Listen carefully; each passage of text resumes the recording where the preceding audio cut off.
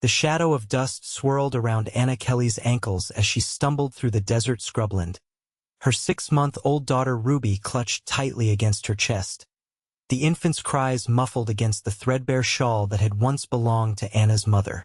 It was 1876 in the Arizona Territory, and the unforgiving June sun beat down on the young woman's shoulders as she pushed forward, desperate to put as much distance as possible between herself and the man she had once made the grave mistake of calling husband. Anna's breath came in ragged gasps as she paused beneath the sparse shade of a mesquite tree. Her cracked lips stung from dehydration, and her arms ached from carrying Ruby for what must have been miles since she'd slipped away from their homestead before dawn. The baby whimpered, her face flushed from the heat. "Hush now, my sweet girl," Anna whispered, rocking Ruby gently. "We'll find water soon. We'll find safety." She'd fled with nothing but the clothes on her back, a small bundle of baby things, and the locket containing a curl of her daughter's dark hair. The bruises on her arms were still visible, purple-yellow reminders of Frank's last outburst 2 nights ago. 6 months of marriage had taught Anna that his promises to change were as empty as the whiskey bottles that littered their cabin floor.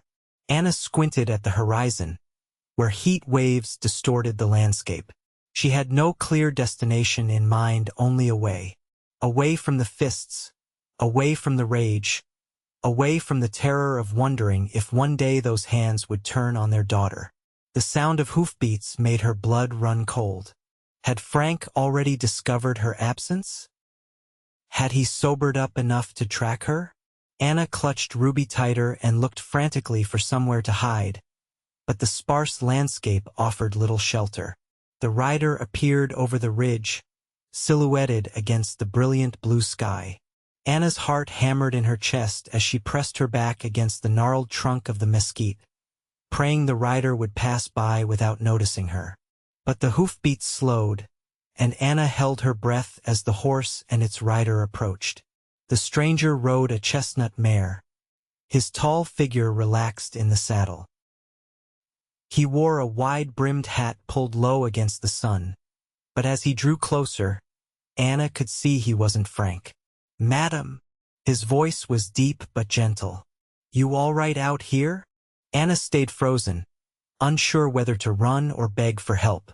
Ruby began to fuss again, her tiny face scrunching up with hunger and discomfort. The stranger dismounted with fluid grace, keeping a respectful distance. "Name's Kieran Ellis. I've got water if you and the little one need some." Something in his steady gaze made Anna relax a fraction. His eyes were kind, crinkled at the corners from years squinting in the sun, and he made no move to approach her without permission. "Anna," she said finally, her voice cracking, "and this is Ruby." Kieran nodded and slowly reached for the canteen hanging from his saddle. "You're a long way from anywhere, Anna. Not safe for a woman and baby alone in this heat." Anna swallowed hard, her throat painfully dry. "I had to leave. My husband," she stopped, unable to form the words. Kieran's expression darkened momentarily as his eyes flickered to the fading bruises on her arms. With deliberate movements, he offered the canteen. "Here, take it slow." Anna accepted it gratefully, taking small sips before moistening her finger and letting Ruby suck the precious water from it. "Where you headed?" he asked. "I don't know," Anna admitted. "Just away." Kieran studied her for a long moment, taking in her threadbare dress, the desperate look in her eyes, and the protective way she held her child. "My ranch is about 3 hours' ride from here," he said finally. "Got a spring-fed well and plenty of shade. You could rest up, get your bearings." Anna hesitated, years of caution making her wary of a stranger's kindness. "What if he comes looking?" she asked, not needing to specify who he was. Kieran's jaw tightened, and there was a steely resolve in his voice when he spoke again. "You don't have to go back," he said simply. "Not ever, if that's what you want." Anna felt tears spring to her eyes at the straightforward declaration, at the possibility of safety it represented. "I don't have any money," she said. "I can't pay you." "Wasn't asking for payment," Kieran replied. "Just offering shelter to someone who needs it." Ruby began to cry in earnest now, her tiny body trembling with exhaustion and hunger. Anna looked down at her daughter, then back at the cowboy with his steady gaze and quiet offer of help. "All right," she said finally. "Thank you." Kieran nodded once and returned to his horse. "Can you ride?" "Yes," Anna said. She'd grown up on a small farm in Missouri before her parents died of influenza 3 years ago, leaving her alone at 19 with few options in a world unfriendly to solitary women. With careful movements, Kieran helped Anna mount, ensuring she was steady with Ruby before swinging up behind her. He kept a respectful distance, his arms reaching around her only to hold the reins. "It's going to be all right," he said quietly as they set off across the dusty terrain.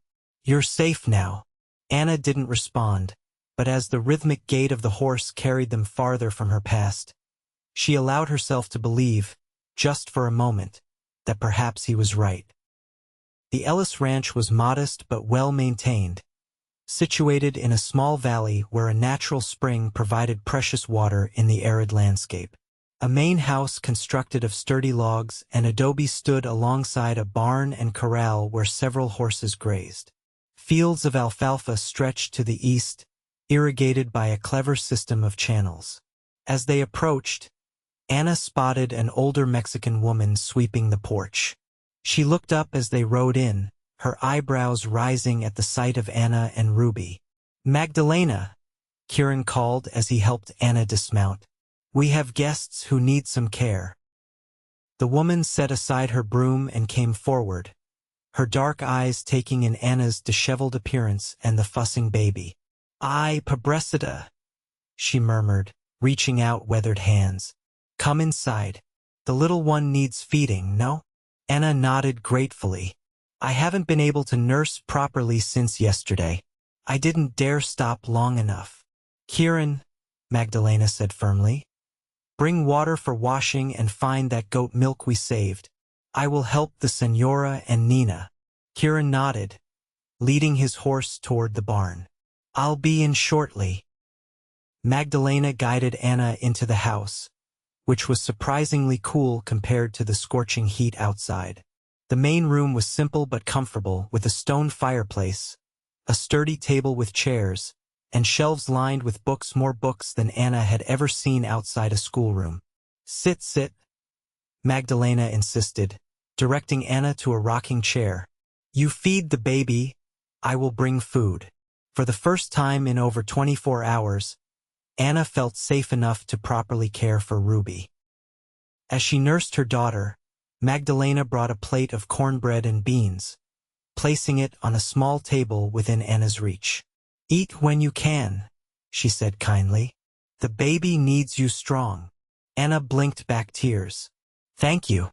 I don't know how to repay such kindness." Magdalena waved a hand dismissively. "Kieran Ellis is a good man. If he brought you here, there is reason enough." The door opened again, and Kieran entered carrying a basin of water and clean cloths. He set them down and tactfully busied himself across the room while Anna finished nursing Ruby. "Magdalena has prepared the small bedroom for you and the little one," he said, his back still turned. "There's a lock on the door if it would make you feel more comfortable." The thoughtfulness of this gesture nearly undid Anna completely. "Thank you," she managed. When Ruby had fallen asleep, milk-drunk and content, Magdalena showed Anna to a small but clean bedroom off the main living area. True to Kieran's word, there was a sturdy lock on the door. A bed with fresh linens stood against one wall, and a hand-carved cradle had been placed nearby. "My son's when he was a baby," Magdalena explained, seeing Anna's gaze on the cradle. "He is grown now, works in Tucson." "It's perfect," Anna said, carefully laying Ruby down. The baby sighed in her sleep, tiny fists relaxing. After Magdalena left, Anna used the basin of water to wash away days of dust and fear. As she cleaned herself, she couldn't help but notice her reflection in the small mirror hanging on the wall. Bruises still marked her pale skin, but beneath the dirt and exhaustion, she saw something she hadn't seen in months' hope. That night, despite the comfortable bed and the safety of the locked door, Anna slept fitfully, waking at every small sound, certain that Frank had found them. But each time, there was only the gentle rhythm of Ruby's breathing and the distant chorus of night creatures outside the window. Morning brought the scent of coffee and bacon. Anna dressed quickly in the clean clothes Magdalena had left, a simple cotton dress that was slightly large but vastly preferable to her dusty, torn garments. Ruby awoke happy, gurgling and kicking her legs as Anna changed her and dressed her in the one clean gown from her meager bundle. When she emerged from the bedroom, she found Kieran at the stove, turning bacon in a cast-iron skillet. Magdalena had to go to her sister's in town, he explained, glancing up. She'll be back tomorrow. Hope you don't mind my cooking. Of course not, Anna said, shifting Ruby to her hip. I can help. You rest, Kieran insisted. You've had a long journey. Anna sat at the table, the strangeness of being cared for making her almost uncomfortable. For months, her life had been a series of demands and punishments, cooking and cleaning to Frank's exacting standards while trying to care for a newborn. Kieran set a plate before her: eggs, bacon, and cornbread with honey. Eat while it's hot, he said, pouring her a cup of coffee. As they ate, Kieran kept the conversation light, telling her about the ranch and his small herd of cattle. Anna learned he'd been running the place alone since his father's death 3 years prior, with only occasional help from Magdalena and her husband Miguel, who lived in town. What about you? He asked finally. Where are you from, Anna? The simple question opened a floodgate. Perhaps it was the kindness in his eyes or the safety she felt within these walls. But Anna found herself telling him everything: her parents' deaths in Missouri, the desperate marriage to Frank Kelly who had seemed charming and stable until the day after their wedding, the escalating violence, and finally, her realization that she had to flee when Frank had come home drunk and raged so violently that she feared for Ruby's life. He would have killed us eventually, she finished quietly, cradling Ruby close. I know it. Kieran's face had grown increasingly grim throughout her story. You did the right thing leaving, he said. A man who raises his hand to a woman isn't worthy of the name. But he'll look for us, Anna said, the fear that had momentarily receded rushing back. He's connected in Silver Springs. The sheriff is his cousin. Kieran considered this. Silver Springs is 2 days' ride from here. We're closer to Copper Canyon, where I do my trading. Different county, different sheriff. He paused. You can stay here as long as you need, Anna. Get your strength back. Figure out your next steps. I can work, Anna said quickly. I'm good with a garden, and I can cook and sew. I don't doubt it, Kieran said with a small smile. But you don't have to earn your right to safety. Later that day, as Anna hung freshly washed clothes on the line behind the house, Ruby sleeping peacefully in a basket nearby, she watched Kieran mending a fence in the distance. There was something reassuring about his methodical movements, the careful way he approached every task. He was not a particularly large man, but he had a quiet strength about him. His face was tanned from years in the sun, with laugh lines around his eyes despite the serious set of his jaw. His hair was dark brown with hints of copper when the sunlight hit it, and he kept it neatly trimmed beneath his hat. What struck Anna most was the gentleness with which he moved around Ruby. Many men, Frank included, had viewed the baby as an inconvenience, a noisy distraction. But Kieran would speak softly to Ruby when she was awake, entertaining her with funny faces that made the baby giggle while Anna tended to chores. Your mama's a brave woman, little one? She overheard him telling Ruby one afternoon as he showed her a colorful feather he'd found. Bravest I ever met. The words warmed something in Anna that had been cold for a very long time. A week passed then too. Anna fell into the rhythm of ranch life, helping Magdalena with cooking and cleaning when the older woman was present, and gradually taking on more responsibilities when she was not. The work was hard but satisfying in a way that her labors under Frank's critical eye had never been. Kieran never questioned when she would leave, never hinted that her presence was a burden. Instead, he seemed to appreciate the changes she brought to the house: the fresh baked bread, the curtains she sewed from fabric Magdalena brought from town, the vegetable garden she revitalized with careful attention. One evening, as they sat on the porch watching the sunset paint the sky in brilliant oranges and purples, Ruby sleeping soundly inside, Kieran turned to Anna with an uncharacteristically serious expression. "I'm riding into Copper Canyon tomorrow for supplies," he said. "I was thinking you might want to come along. Town has a dressmaker. Thought maybe you'd like to get some things that fit better."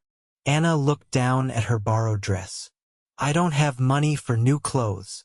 "Consider it an advance," Kieran said, "for all the work you've been doing around here." Anna started to protest, but Kieran continued, "There's also a lawyer in town. Might be good for you to talk to him about legal matters." The implication was clear. A divorce. Freedom. Anna felt a flutter of both hope and fear. "Would that even be possible?" she asked. "Without Frank's agreement?" "Arizona territory has different laws than some places," Kieran said. "Abandonment and cruelty are grounds for divorce without consent. James Harper's a good lawyer, fair-minded, at least worth talking to." Anna considered this. "What if someone in town recognizes me? What if word gets back to Silver Springs? Copper Canyon's a small place, but folks mind their business," Kieran said. "And it's far enough from Silver Springs that news doesn't travel easy between them." After a moment's hesitation, Anna nodded. "All right, I'd like to go." The next morning, they set out in Kieran's wagon, Ruby securely nestled in a basket padded with blankets. Anna wore a clean dress and a bonnet borrowed from Magdalena to shield her face from both the sun and curious eyes. Copper Canyon was indeed small, a single main street with a general store, saloon, blacksmith, church, and a handful of other establishments, including the law office of James Harper. A few houses clustered around the edges, with more scattered across the surrounding landscape. Kieran helped Anna down from the wagon in front of the general store. "I need to see about some feed and tools," he said. "Harper's office is just down there." He pointed to a modest building with a painted sign. "Want me to come with you?" Anna adjusted Ruby in her arms and squared her shoulders. "No. This is something I need to do myself." Kieran nodded, respect evident in his eyes. "I'll be right here when you're done." The lawyer's office was cool and smelled of paper and pipe tobacco. James Harper was a thin man with spectacles and a thoughtful demeanor. He listened carefully as Anna explained her situation, asking occasional questions but never doubting her account. "Mrs. Kelly," he said when she'd finished, "what your husband did constitutes both cruelty and endangerment. The territory's laws do indeed allow for divorce in such circumstances. Even without his presence?" "Without his agreement," Anna asked. "It requires proper documentation and witnesses," Harper explained. "But yes, it can be done. There would be a notice published in the territorial paper, but your husband would not need to be present for the proceedings." "And Ruby?" Anna asked, instinctively holding her daughter closer. "He could never take her from me?" "In cases of proven cruelty, the courts generally award custody to the mother, especially with an infant," Harper assured her. "I would make that a priority in the filing." By the time Anna emerged from the lawyer's office, she felt simultaneously lighter and overwhelmed. Harper had taken her initial statement and would begin the paperwork, though he warned the process could take months. She found Kieran waiting outside the general store with his purchases loaded in the wagon. How did it go? He asked, searching her face. Mr. Harper thinks it's possible, Anna said. He's going to help me. Kieran's smile was warm. I'm glad to hear it. Now, there's someone I'd like you to meet. He gestured toward the store entrance where an older woman with silver-streaked hair stood watching them curiously. Anna, this is Mrs. Abigail Wilson. She runs the general store and the post office. Mrs. Wilson, this is Anna Kelly and her daughter Ruby. Pleased to meet you, dear, Mrs. Wilson said, her sharp eyes taking in Anna's borrowed dress and the protective way she held Ruby. Kieran tells me you might be staying in these parts. Anna glanced at Kieran, who gave a small nod of encouragement. Yes, madam, Anna said. For a while at least. Well, we can always use another pair of hands around here, Mrs. Wilson said. I've been looking for someone to help in the store a few days a week. The arthritis in my hands makes sorting mail difficult these days. Anna blinked in surprise. You're offering me work? If you're interested, Mrs. Wilson confirmed. Baby can come too. I raised 3 of my own right behind that counter. The unexpected opportunity nearly brought tears to Anna's eyes. I would be very grateful for the work, Mrs. Wilson. After arranging to return the following week to begin work, Anna allowed Kieran to escort her to the dressmaker's shop where, despite her protests, he insisted on paying for 2 new dresses and a proper shawl for the cooler evenings that would eventually come with autumn. On the ride back to the ranch, with Ruby sleeping peacefully and the wagon loaded with supplies, Anna felt a curious mix of emotions: gratitude, hope, and something else she couldn't quite name when she looked at Kieran's profile against the setting sun. Thank you, she said simply, for everything. Kieran glanced at her, a gentle smile crinkling the corners of his eyes.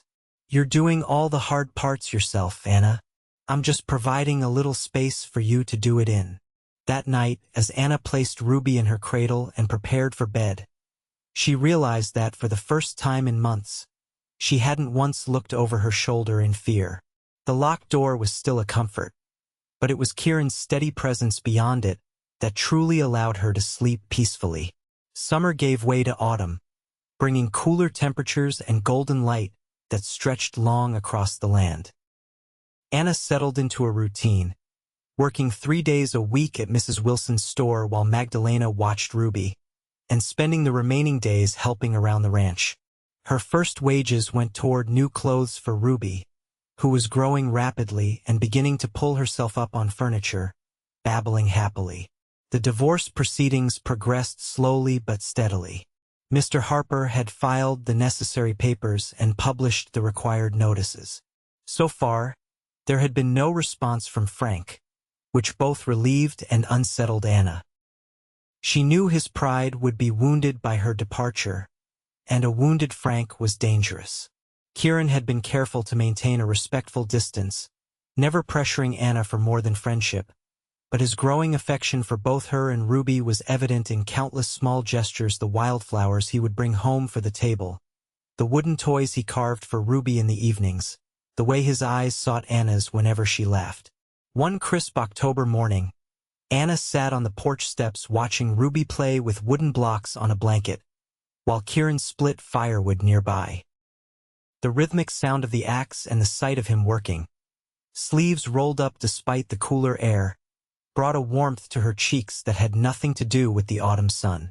"You're staring, Miss Anna," Magdalena commented as she emerged from the house with a basket of mending. Anna flushed deeper.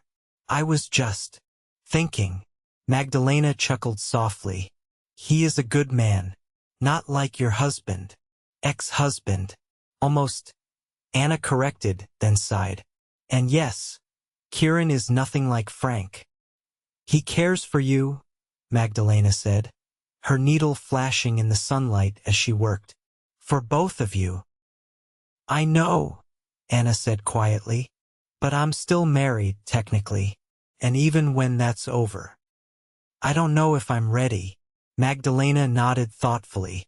"The heart knows its own time, but do not let fear steal what could be joy, Nina." Later that afternoon, as Kieran prepared to ride to a neighboring ranch to help with a difficult calving, Anna found herself anxious about his departure. "You'll be back by dark?" she asked, handing him a package of food she'd prepared. "Should be," he said, tucking it into his saddlebag. "Magdalena will stay until I return. Lock the doors anyway, though." Anna nodded, twisting her hands in her apron. "Be careful." Kieran paused, studying her face. "I always am." After a moment's hesitation, he added, "Anna, you know you're safe here, right? Even when I'm not around. This is your home now too, if you want it to be." The word home caught in Anna's chest like a physical thing. How long had it been since she'd truly felt at home anywhere? "I do feel safe here," she admitted. "With you." Something flickered in Kieran's eyes, hope, perhaps, or longing, but he only nodded and mounted his horse. "I'll be back soon." As promised, Kieran returned just as dusk was settling over the land. Anna had put Ruby to bed and was sitting by the fire, mending one of his shirts, when she heard hoofbeats approaching. Relief washed over her as she set aside her sewing and moved to the window. But the figure dismounting in the yard wasn't Kieran. Anna's blood ran cold as recognition dawned. Frank Kelly, still in the saddle, was scanning the property with narrowed eyes. Even from a distance, she could see he was armed. "Magdalena," Anna whispered urgently, backing away from the window. "It's him. It's Frank." The older woman's expression hardened as she peered out. "Go to the baby. Lock yourself in. I will handle this." "No," Anna said, surprising herself with her firmness. "This is my fight. I need to face him. Then I will get the shotgun," Magdalena said grimly, moving toward the cabinet where Kieran kept his firearms. Frank's voice rang out before she could reach it. "Anna, I know you're in there. Come out and face me, you worthless woman."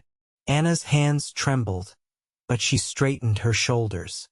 "Stay with Ruby," she told Magdalena. "If anything happens, take her and run for the back hills. Kieran will find you." Before Magdalena could protest, Anna moved to the door and stepped onto the porch, leaving the door open behind her so Magdalena could hear. Frank sat astride his horse, his face twisted with anger and the effects of what had clearly been a long journey fueled by whiskey and rage. His once handsome features were bloated and red, his clothes disheveled. "There you are," he snarled. "Thought you could run away from your husband? Steal my child." "You need to leave, Frank," Anna said, her voice steadier than she felt. "This is not your property." Frank dismounted, swaying slightly.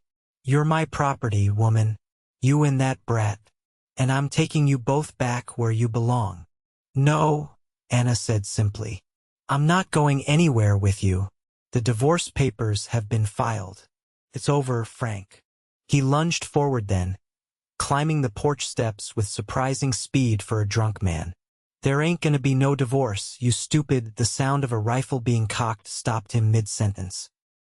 Kieran stood at the edge of the yard, his weapon aimed steadily at Frank. "That's far enough, Kelly," he said, his voice cold. "Step away from her." Frank's head swiveled toward the newcomer, his face contorting with fresh rage. "This him? The man you've been whoring yourself to?" Anna flinched at the crude accusation, but Kieran's expression remained impassive. "I won't tell you again," Kieran said. "Step away from Mrs. Kelly and get back on your horse." Frank spat on the ground. "She's my wife. I'm taking what's mine." "She doesn't belong to anyone," Kieran replied evenly. "And she's made her choice clear. You don't have to go back," he added, glancing at Anna. "Not ever." Frank's hand moved toward the gun at his hip.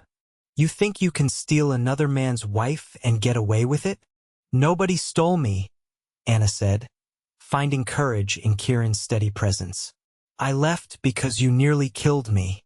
Because I was afraid you would hurt our daughter next. Shut your mouth, Frank roared, drawing his gun with clumsy speed. What happened next seemed to unfold in slow motion. Kieran fired a warning shot into the air, causing Frank's horse to rear and bolt. Frank, startled and off balance, fired wildly. The bullet splintered the porch railing near Anna's head. Before Frank could fire again, Kieran had closed the distance between them, tackling the larger man to the ground. The gun went flying as the two men struggled in the dirt. Despite his drunkenness, Frank was strong and fueled by rage. He landed a solid punch to Kieran's jaw, sending him sprawling. As Frank lunged for his fallen gun, Anna acted on instinct, grabbing a piece of firewood from the stack on the porch and bringing it down hard on Frank's outstretched arm. Frank howled in pain, clutching his wrist. Kieran was back on his feet in an instant, his own gun now trained on Frank. "It's over, Kelly," he said. "The sheriff will be very interested to hear about you tracking down your wife and firing a weapon at her." "She's my wife," Frank repeated, though the fight seemed to be draining from him as he nursed his injured wrist. "Not for much longer," Anna said. "And you will never see Ruby again." The sound of approaching horses signaled the arrival of Magdalena's husband Miguel and their son Diego, who had heard the gunshots from the road where they'd been returning from town. "Everything all right?" Miguel called, taking in the scene with alarm. "We need to get this man to the sheriff in Copper Canyon," Kieran said. "He attacked Mrs. Kelly and fired a weapon at her." With Miguel and Diego's help, Frank was disarmed and secured on his retrieved horse. Miguel offered to accompany Kieran to town with the prisoner. "I'll be back by morning," Kieran told Anna, his eyes searching her face. "Are you hurt?" Anna shook her head. "No, just shaken." Kieran reached out as if to touch her cheek, then hesitated. "You were brave, Anna. Braver than anyone I've ever known." As the men rode away with a subdued Frank between them, Anna returned inside to find Magdalena rocking a miraculously still sleeping Ruby. "She sleeps through gunshots but wakes if I step on a creaky floorboard," Anna said with a weak laugh that quickly dissolved into tears. Magdalena embraced her, careful not to disturb the baby. "It is over now, Nina. Truly over." That night, despite her exhaustion, Anna found sleep elusive. Every time she closed her eyes, she saw Frank's contorted face, felt the splintering wood as his bullet struck near her. But more than that, she saw Kieran's steady, unflinching Kieran standing between her and danger without a moment's hesitation. True to his word, Kieran returned by mid-morning the next day, looking tired but relieved. "The sheriff has him locked up," he reported as Anna poured him coffee. "Charges of attempted assault, discharging a firearm with intent to harm, and trespassing. Harper's been notified and is filing for an emergency ruling on your divorce given the circumstances." Anna sank into a chair across from him. "Will it work?" "Harper seems to think so," Kieran said. "He said the judge has seen cases like this before and doesn't look kindly on men who abuse their wives and then hunt them down." Anna nodded, staring into her own coffee cup. "Thank you for everything yesterday. I don't know what would have happened if you hadn't come when you did." "You were holding your own," Kieran said with a small smile. "That was quick thinking with the firewood." A moment of silence stretched between them, comfortable yet charged with unspoken feelings. "Kieran," Anna began hesitantly, "I've been thinking about what you said yesterday, about this being my home if I want it to be." He set down his cup, giving her his full attention. "And I do want that," she said softly. "For Ruby and for me. I want to stay here with you, if that offer still stands." Kieran's expression softened, hope warming his eyes. "It does. It always will." "But I need you to understand something," Anna continued. "What I went through with Frank. It left scars. Not just the ones you can see. I may need time before I can. She trailed off, uncertain how to express the complexity of her feelings. Anna, Kieran said gently, I'm not asking for anything you're not ready to give. Having you and Ruby here, safe and happy, that's enough for me. Anything more is up to you in your own time. The sincerity in his voice brought tears to Anna's eyes. You're a good man, Kieran Ellis. He reached across the table then, slowly enough that she could pull away if she wanted to, and took her hand in his. The touch was warm, gentle, and unlike anything she'd experienced with Frank. Felt like a promise. We have time, he said simply. All the time you need. November brought the official decree of divorce, delivered by Mr. Harper himself, who rode out to the ranch with the papers. The judge had ruled firmly in Anna's favor, granting her full custody of Ruby and freedom from her marriage to Frank Kelly, who remained in territorial custody awaiting trial for his various offenses. December transformed the landscape with an unusual dusting of snow that delighted Ruby, now nearly a year old and taking her first tentative steps. Christmas approached, and with it came a sense of peace Anna hadn't felt in years. On Christmas Eve, after Ruby had been put to bed surrounded by new toys Kieran had carved for her, Anna and Kieran sat before the fire, a comfortable silence between them. I have something for you, Kieran said finally, reaching into his pocket. An early Christmas gift. He handed her a small wooden box, beautifully carved with wildflowers around the edges. Inside was a silver locket, similar to the one she'd brought with her containing Ruby's hair, but newer and engraved with delicate leaves. It's beautiful, Anna breathed, opening the locket to find it empty. Thank you. I thought you might put a bit of Ruby's hair in it, Kieran said. And maybe, someday, something else. Whatever memories you want to keep close. Anna closed her fingers around the locket, deeply touched by the thoughtfulness of the gift. I have something for you too, she said, though it's not nearly as fine. She retrieved a package from beside the hearth and handed it to him. Inside was a hand-knitted scarf in deep blue wool that had taken her weeks of secret evening work. I noticed your old one was fraying, she explained as he ran his fingers over the careful stitches. It's perfect, Kieran said, wrapping it around his neck despite the warmth of the fire. Best gift I've had in years. Their eyes met across the small space between them, and Anna felt something shift in her heart. Without overthinking, she moved closer to him on the bench they shared. Kieran, she said softly, I want you to know that I'm healing. Every day a little more. He nodded, his eyes never leaving hers. I see it happening. You're stronger than you know, Anna. Strong enough to know what I want now, she continued, her heart pounding. And what I want is a future here. With you. Kieran's breath caught audibly. Anna, are you sure? I don't want to rush you. I've never been more certain of anything, she said. You showed me what real kindness looks like, what respect feels like. I think I've been falling in love with you since the day you found us in the desert and said I didn't have to go back. The words hung in the air between them, honest and vulnerable. Kieran reached up slowly, giving her time to retreat if she wished, and gently touched her cheek.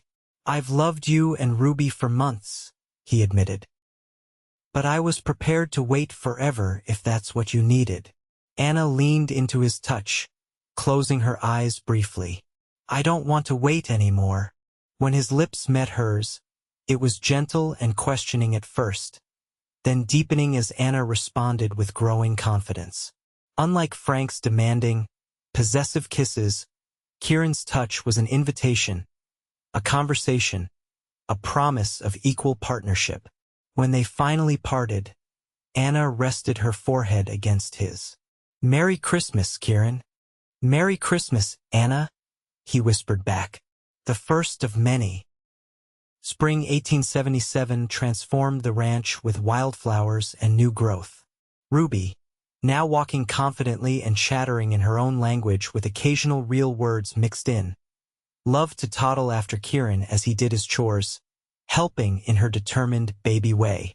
Anna watched them from the garden where she was planting tomatoes, her heart full at the sight of Kieran patiently showing Ruby how to feed the chickens, his large hand gently guiding her tiny one. The past months had been a time of healing and growth. Anna continued her work at Mrs. Wilson's store 2 days a week, saving her wages and developing friendships with the women of Copper Canyon who welcomed her into their community.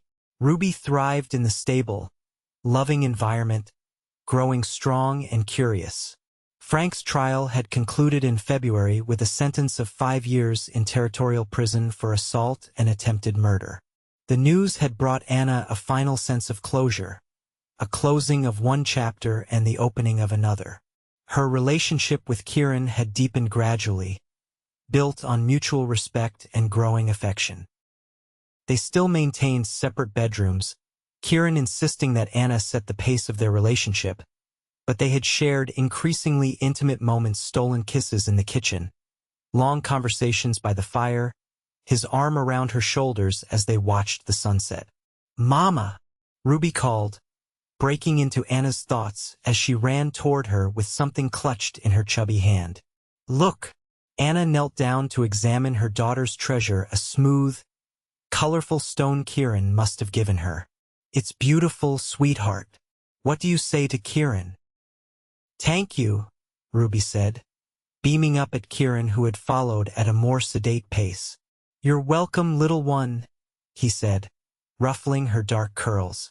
To Anna, he added, "Think she might be a rock collector. That's the third one today she's claimed as special." Anna laughed.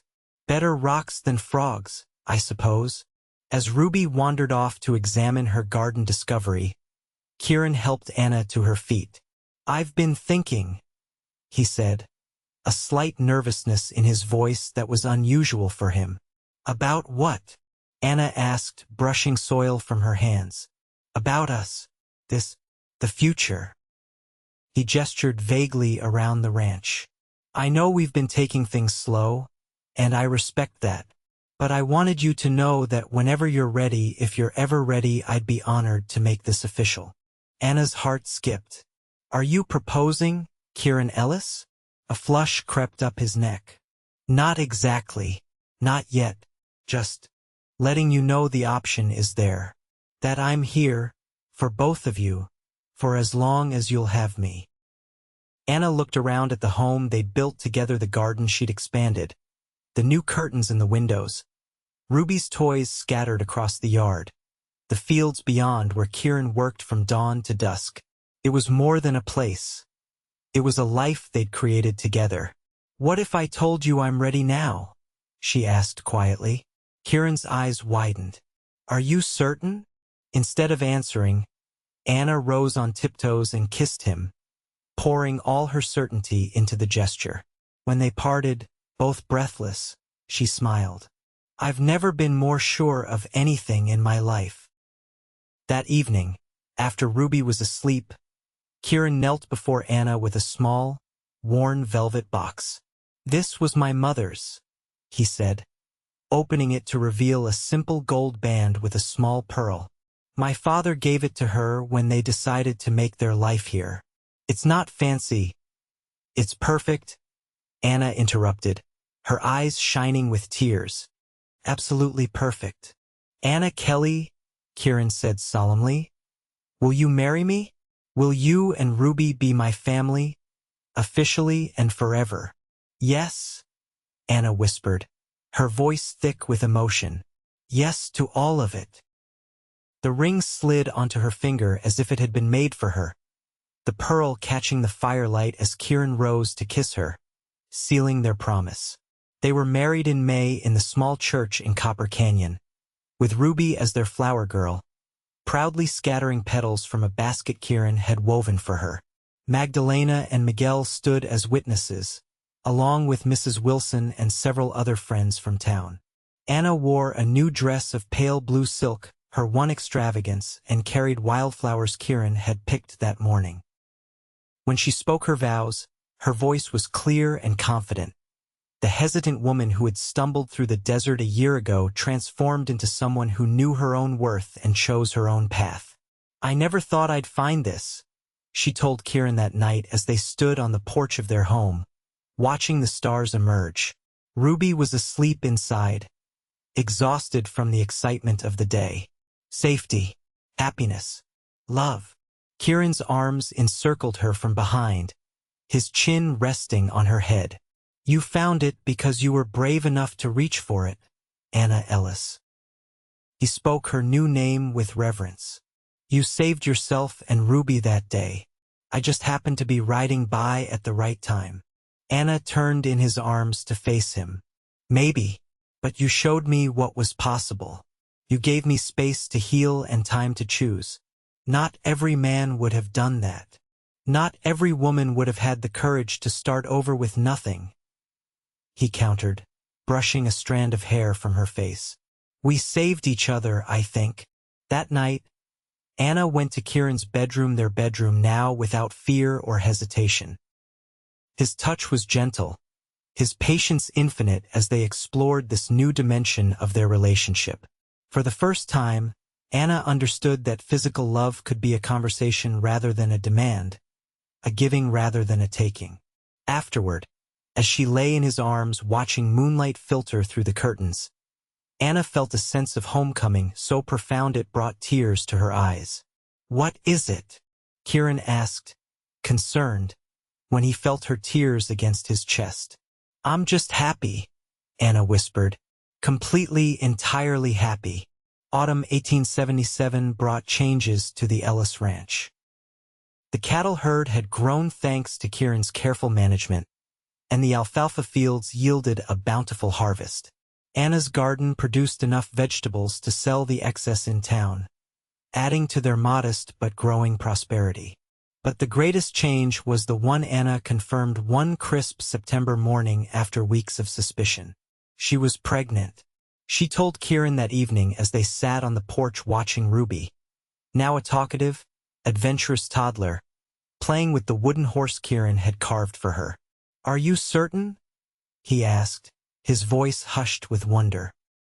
Anna nodded, taking his hand and placing it on her still flat stomach. "The baby should come in late spring. Mrs. Wilson's sister is a midwife. She confirmed it yesterday." Kieran's face transformed with joy as he gathered her into his arms. "Another child," he breathed. "Our child." The distinction wasn't lost on Anna. Though Kieran loved Ruby as his own and she adored her Key, as she called him, this baby would be born of their love, a physical manifestation of the life they'd built together. "Are you happy?" she asked, though his radiant expression answered the question. "Happier than I ever thought possible," he assured her, kissing her softly. "How are you feeling? Do you need anything? Should you rest more?" Anna laughed at his sudden concern. "I'm fine, Kieran. Women have been having babies since the beginning of time. And this time, I have you beside me." The pregnancy progressed smoothly through the winter months. Unlike her time carrying Ruby, when Frank's volatile moods had kept her in constant stress, Anna was surrounded by love and support. Kieran insisted on taking over her heavier chores. Magdalena brought special teas for morning sickness, and Mrs. Wilson knitted tiny garments for the coming baby. Ruby, though too young to fully understand, seemed to sense the importance of the growing life. She would pat Anna's expanding belly gently, saying "baby" with solemn importance. On a warm evening in May 1878, almost exactly a year after their wedding, Anna's labor began. Kieran sent Miguel riding for the midwife while Magdalena prepared the birthing room. Unlike the frightening, isolated experience of Ruby's birth, Anna found herself surrounded by care and competence. "You're doing beautifully," the midwife, Mrs. Ramirez, assured her as the hours passed. "Everything is progressing just as it should." Kieran remained nearby throughout, coming in when Anna asked for him, holding her hand through the worst contractions, wiping her brow with cool cloths, and murmuring words of encouragement. "You're the strongest person I know," he told her as dawn approached and the labor intensified. "You can do this, Anna. I'm right here." As the first rays of sunlight touched the eastern hills, Anna delivered a healthy baby boy with a shock of dark hair and a powerful set of lungs. Mrs. Ramirez cleaned and swaddled him before placing him in Anna's arms. "He's perfect," Anna whispered, tears streaming down her face as she counted tiny fingers and toes. "Absolutely perfect." Kieran sat beside her on the bed, one arm around her shoulders, his other hand gently touching his son's cheek. "What shall we call him?" Anna looked down at the infant who had already quieted against her chest, seemingly content to be exactly where he was. "Kevin," she said. "Kevin Ellis, after your father." Kieran's eyes filled with tears. He would have been proud of all of us. Later that morning, they introduced Ruby to her baby brother. The toddler regarded the newborn with wide-eyed fascination. "Baby," she said definitively, carefully patting his blanket. "My baby." "That's right," Kieran said, lifting her onto the bed beside Anna. "This is your brother Kevin. You're going to be the best big sister in the territory." Ruby nodded solemnly, accepting this responsibility with the seriousness only a 2-year-old could muster. As Anna looked at the faces surrounding her Kieran's proud, loving gaze, Ruby's curious, accepting expression, baby Kevin's peaceful countenance, she felt a wave of gratitude so intense it nearly overwhelmed her. 2 years ago, she had been trapped in a life of fear and pain, seeing no way out. Now she sat in a home filled with love, surrounded by a family she had helped create, secure in the knowledge that she was valued, respected, and cherished. All because she had found the courage to run, and because a kind-hearted cowboy had found her in the desert and said 7 simple words that changed everything. "You don't have to go back." Epilogue 1883. The summer sun beat down on the Ellis Ranch, now expanded to nearly twice its original size. The main house had grown too, with additional rooms built as the family had increased. Wildflowers bordered the well-tended garden, and children's laughter rang across the yard. Anna stood on the porch, shading her eyes as she watched Kieran teaching Ruby, now 7, to ride her own pony, a birthday gift he had surprised her with the previous week. The girl's dark curls bounced as she sat proudly in the saddle, following Kieran's instructions with careful attention. 5-year-old Kevin ran circles around them, alternately cheering for his sister and begging for his turn, while 3-year-old Catherine attempted to mimic her brother's running with her unsteady toddler gait. Anna's hand rested on her slightly rounded belly, where their 4th child had just begun to make its presence known. This pregnancy, like the others since Kevin, had been welcomed with joy and celebration. "Mama," Catherine called, spotting Anna on the porch. "Watch me run." "I see you, sweetheart," Anna called back. "You're so fast." Kieran looked up at the sound of Anna's voice, his face breaking into the smile that still made her heart skip even after 6 years of marriage. He said something to Ruby, secured her reins, and jogged over to where Anna stood. "How are you feeling?" he asked, placing a gentle hand over hers on her stomach. "Wonderful," Anna replied honestly. "Just watching my family and counting my blessings." Kieran's arm slipped around her waist, drawing her against his side. "We've built something beautiful here, haven't we?" Anna nodded, leaning into his embrace. "More than I ever dreamed possible." They stood together watching their children, Ruby, now confidently guiding her pony in a small circle, Kevin collecting interesting rocks to add to his substantial collection, Catherine tottering after a butterfly with determined focus. "You know what today is?" Kieran asked after a moment. Anna smiled. 7 years since you found us in the desert." "Best day of my life," Kieran said, pressing a kiss to her temple. "Though our wedding day and the births of our children are tied for that honor." "Mine too," Anna said softly. Sometimes I think about that day, how terrified I was, how certain that Frank would find us, how I couldn't imagine a future beyond the next hour. And look at you now, Kieran said with pride in his voice. Ranch mistress, mother of soon-to-be 4, treasurer of the Copper Canyon Ladies' Aid Society, and the best pie baker in the territory according to last year's harvest festival. Anna laughed. I had a good teacher in all things, she said, squeezing his hand. A patient one. They had received word 3 years ago that Frank Kelly had died in a prison fight, halfway through serving his sentence. The news had brought Anna a complicated mix of emotions: relief that she would never have to fear him again, sadness for the man he might have been under different circumstances, and finally, a sense of complete closure. Ruby knew that Kieran was not her biological father, a fact they had explained to her with age-appropriate simplicity when she was 6 and had begun asking questions about her different surname on some documents. But to Ruby, Kieran was her father in every way that mattered: the man who had taught her to ride, to read, to be kind and brave and true. Papa! Kevin shouted suddenly, running toward them with something clutched in his hand. Look what I found! Kieran knelt to examine his son's treasure, a perfectly preserved arrowhead. That's a special find, son. The Apache people who lived here long before us made these for hunting. Can I keep it? Kevin asked, eyes wide. Of course, Kieran said.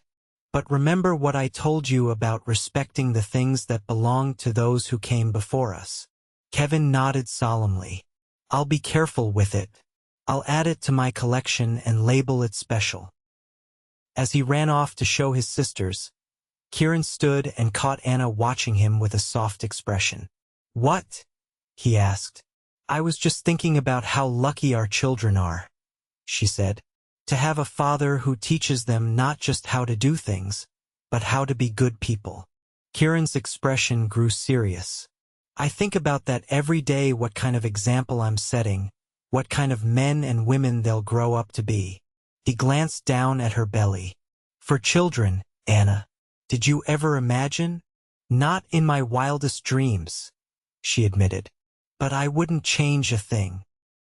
As the afternoon shadows lengthened, the family gathered for dinner at the long table Kieran had built when Kevin was born. Magdalena joined them, as she often did, bringing fresh tortillas and stories that made the children laugh. Later, after the younger children were asleep and Ruby was reading quietly in her room, Anna and Kieran sat on the porch swing, watching the stars emerge in the vast desert sky. I've been thinking, Kieran said, his fingers laced with hers. Dangerous? Anna teased, leaning her head on his shoulder. He chuckled. Maybe so. But I've been thinking about expanding the house again before the baby comes. Adding a proper library. You've collected so many books for the children, and I know how much you love reading to them. Anna smiled. The small collection of books she'd started with Ruby had grown into shelves full of volumes, some ordered from catalogs, others purchased on their infrequent trips to Tucson, many given by Mrs. Wilson, who shared Anna's love of literature. A library would be wonderful, she agreed. Somewhere quiet for the children to read and learn. And for you, Kieran added. You deserve a space that's just yours sometimes, with 3 soon-to-be 4 little ones running about.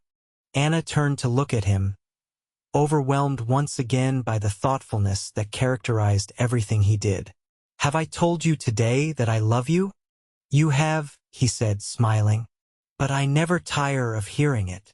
I love you, Kieran Ellis, she said softly, for the man you are, for the father you've become, for the life we've built together.